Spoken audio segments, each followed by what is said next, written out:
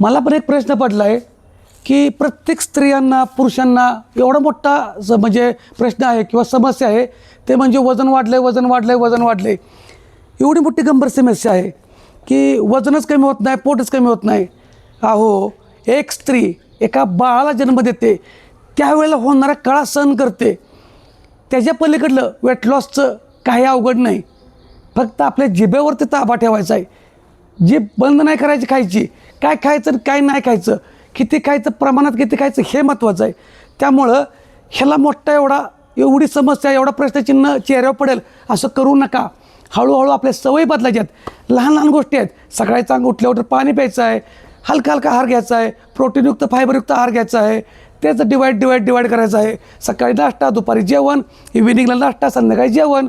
दिवसभर चांगलं पाणी प्यायचं आहे 3-3.5 लिटर वय वजन उंचीनुसार. ह्याच्या प्लेट काय आहे? असंच तुम्ही पॉझिटिव्ह राहा, निगेटिव्ह राहू नका. एवढा मोठा प्रश्न नाही वेट लॉसचा किंवा फॅट लॉसचा. अशाच माहितीसाठी फॉलो करा.